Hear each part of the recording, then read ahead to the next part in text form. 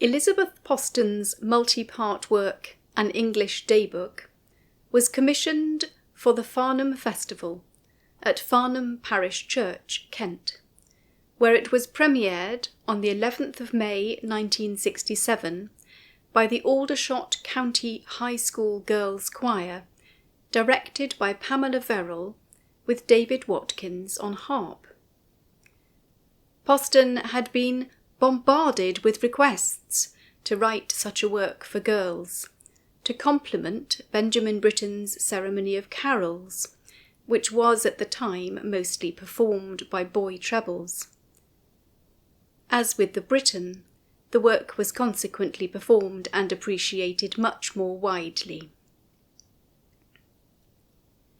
Written for the same forces as the Britten, upper voices and harp, it draws together multiple 16th, 17th and 18th century texts and traditional verses to evoke the moods and times of an English day in late spring.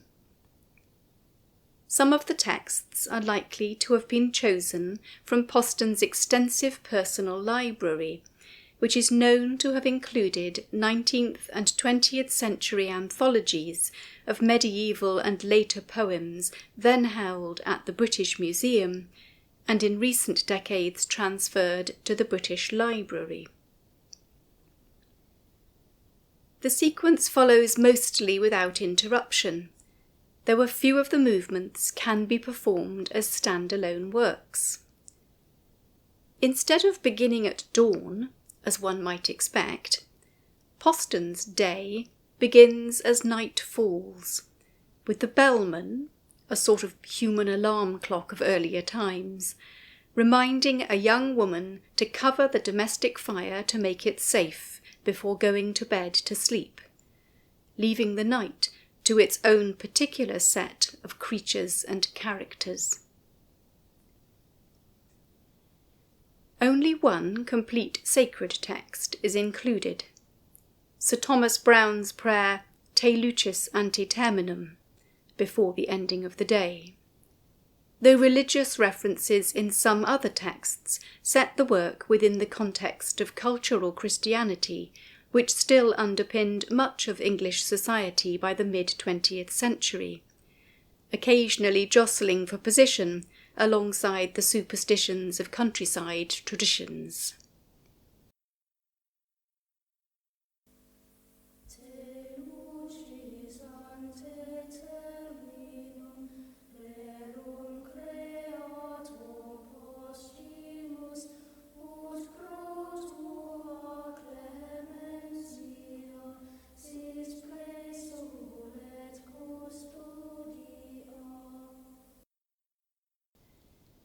The pastoral landscape and the human world are reflected through a medley of themes of rest and unrest, light and darkness, certainty and uncertainty, celebration and fear, noise and quiet, life and death.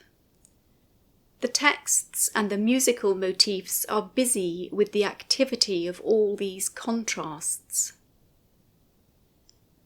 Mice, crickets, nightingales, turtle doves, bees, fleas, owls, Poston adored owls, and sheep carry on their own business alongside some of the recognisable caricatures of the English countryside.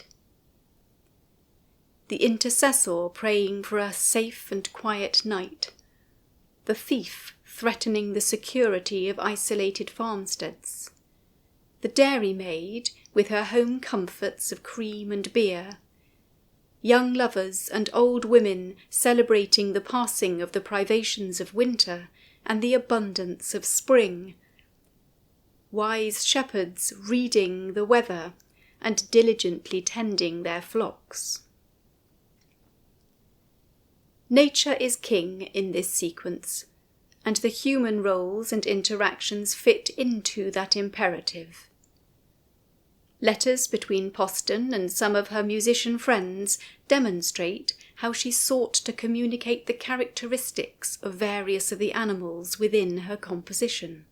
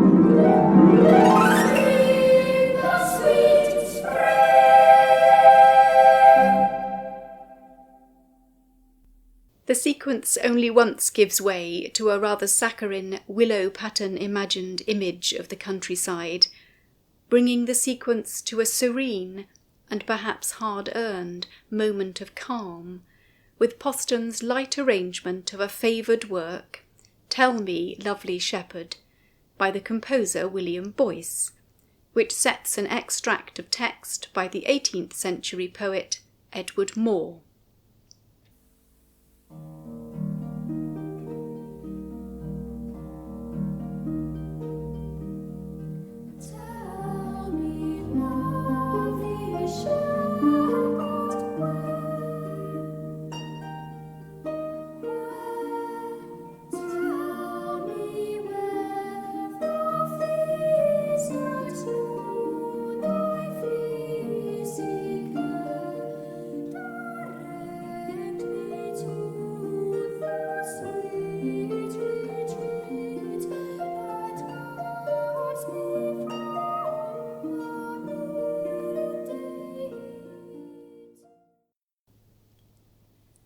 A review written by the composer John Gardner in 1969 notes that, in this piece, Elizabeth Poston has linked together a sequence of sacred and secular poems in which the small-scale happenings of the day are symbolically identified with the span of life itself. There is plenty of evidence that the sequence was very warmly received, and in addition to the English and Australian premieres, it was also recorded for commercial release by at least 2 choirs, with the close involvement of the composer. The work was also performed, in 1968, by the choir of St Paul's Girls' School, London, with Charlotte Seal, then a pupil at the school, on harp. We are grateful to Charlotte for assisting with technical queries as we prepared our publication. Sadly, the beautiful recording made in 1976 by the boy choristers of St Michael's Church, Tenbury, under their director Roger Judd, was never released, but a private copy remains within Poston's own archive and has recently been digitally restored for Multitude of Voices by the restoration experts Hoxa. We are delighted to be able to share some excerpts of that recording with you in this audio commentary. Following Poston's death in 1987, an English daybook sank into obscurity until 2010, when Simon Campion, Elizabeth Poston's friend and future executor, prepared a publication for recording by the National Youth Choir of Scotland Girls' Choir.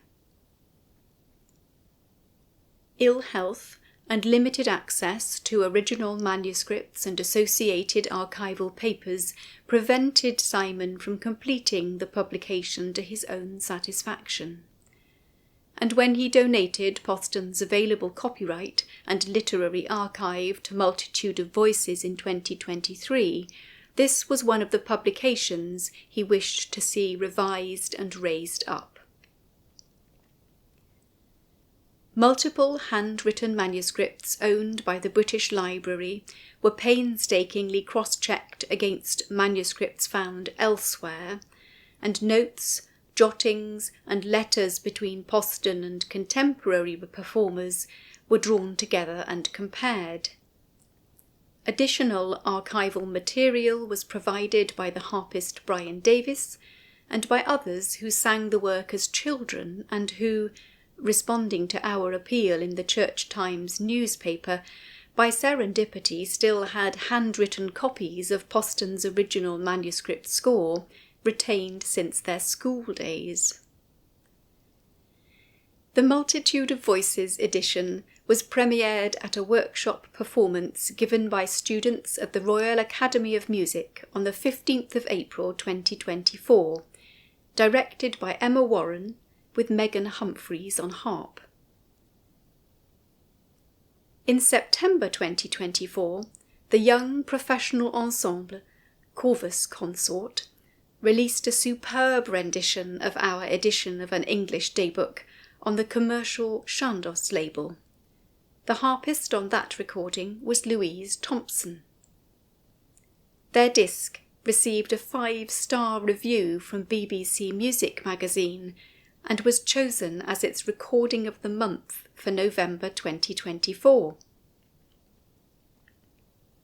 As with all our other work relating to Elizabeth Poston's life and legacy, we are indebted to Simon Campion and also to the late Dr. John Alabaster, whose 25 years of private research around the detail and chronology of Poston's works, which was donated to Multitude of Voices in 2022, forms the bedrock of our own ongoing research. We hope that you have enjoyed listening to this commentary.